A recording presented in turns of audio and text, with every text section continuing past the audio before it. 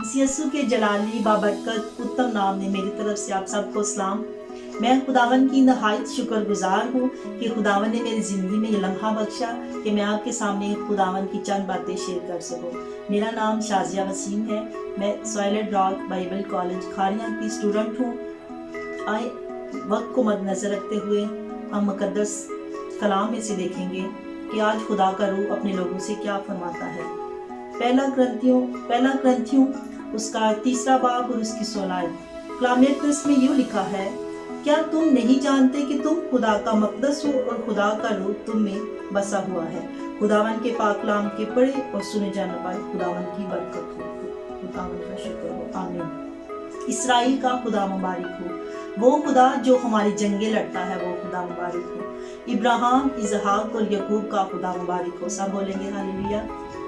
खुदावन पाक जो भला खुदा है, जिसकी शफकत अबदी है और जिसका प्यार निराला है और जिसकी वफादारी पुश्त दर पुश्त अपने लोग के साथ रहती है। वो जो कहर करने में धीमा और शफकत और आस्ती में गनी है। वो जो लाखों और करोड़ों का फजल करता है, जिसकी रान और पोशाक पर लिखा है कि वो बादशाहों का बादशाह है, वो खुदावंदों का खुदा है। सब बोलेंगे हालेलुया, आमीन।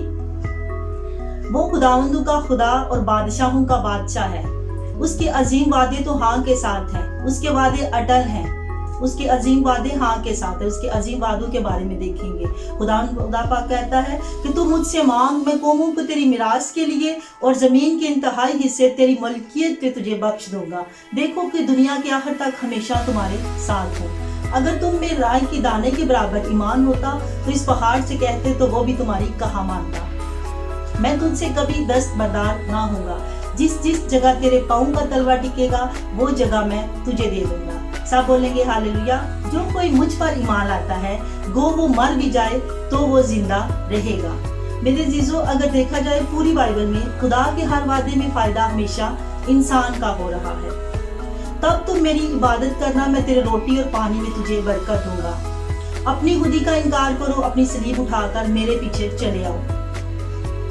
इन हुक्मों पर जिनका हुक्म मैं आज के दिन तुझको देता हूँ, तेरे दिल पर नक्श रहे, तो इनको अपनी औलाद के ज़हन नशीन कराना। तो उठते बैठते रात चलते वक्त इनका जिक्र किया करना। सब बोलेंगे हालेलुया।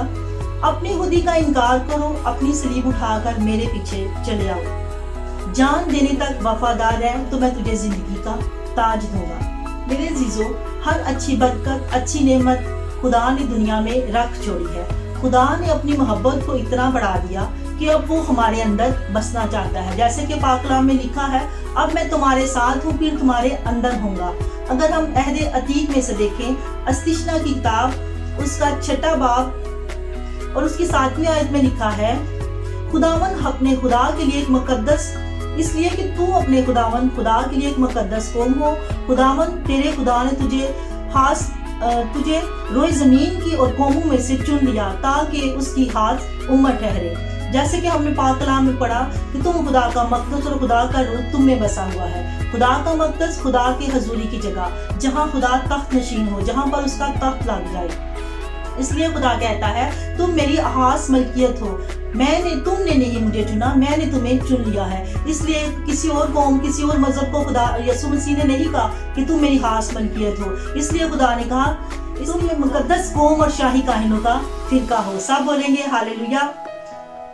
आज अगर देखें, जब तक खुदा का रूह हम में नहीं, तब तक हम खुदा का मक़दस नहीं है। जब खुदा का रूह हम में होगा तब हम खुदा का मक़दस कहलाएंगे। खुदा का रूह हमारे अंदर सुकूनत करना चाहता है। जैसे कि हम देखें, शिगिर्द जब यीशु के साथ हैं, कुछ शिगिर्द यीशु को छोड़ गए जब तक उन्हें वो रूह कुद्स से नहीं भरे।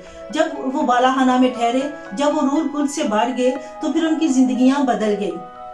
फिर मेरे जीजों, उनकी जिंदगियां बदल गई और वो रूह कुद्स से भर गए और वाकई ही उन्हें समझ आई कि वो खुदा का मक़दस है, खुदा का रूह में बसा हुआ है। फिर उनकी जिंदगियां बदल गई। सब बोलेंगे हालेलुया।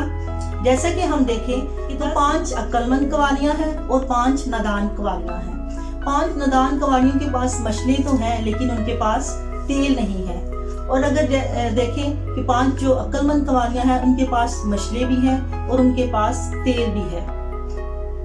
और ये जो अगर तेल का जिक्र किया जाता है, ये रूह कुद्स की अलामत है। जैसा कि हम खुदा का मक़दस तो है, کہ اگر دیکھا جائے تو کیا ہمارے اندر خدا کا روح ہے؟ روح نہیں ہے، ہم خدا سے دور ہیں۔